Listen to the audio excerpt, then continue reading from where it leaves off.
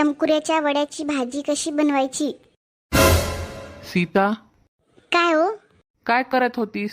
अहो काय नाही, ते चमकुऱ्याच्या पानाची भाजी बनवायची होती. म्हणजे त्याच्या वड्या करतात ना, तर ते करावं म्हणलं होतं. पण ते खाल्लं की माझ्या गळ्यामध्ये खरखर करते, म्हणजे खाजते असं गळ्यामध्ये.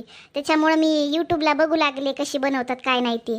बरं मी काय म्हणतो, सीता, गीता तुझी लहान बहीण आहे. तिचं काय लहानपण अजून गेलं नाही बघ.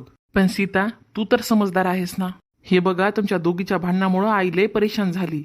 हे बघ सीता, मला आईनं टेन्शन घेतलेलं बिलकुल आवडत नाही बघ. तिची अगोदरच तब्येत बरोबर नाही आणि घरामध्ये तुमच्या दोघीचे सारखे भांडणं सुरू होतं. मी माझ्या आईला दुःखामध्ये बघू शकत नाही बघ. हे बघ सीता, मी गीताला काही बोलू शकत नाही, पण मी तुला तर बोलू शकतो ना. यानंतर असं काही कानावर आलं नाही पाहिजे माझ्या. अरे, तुम्ही अजूनही तिला लहानच समजायला का?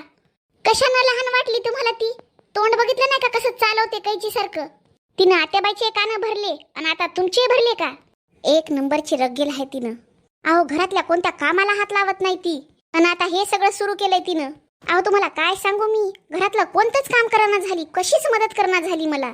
मी तिला लहान समजून तिच्या हिस्साचं काम मीच करायले, पण तिला दराशी लाज वाटना झाली. आता आत्याबाईचे आणि तुमचे कान भरायला लागली का?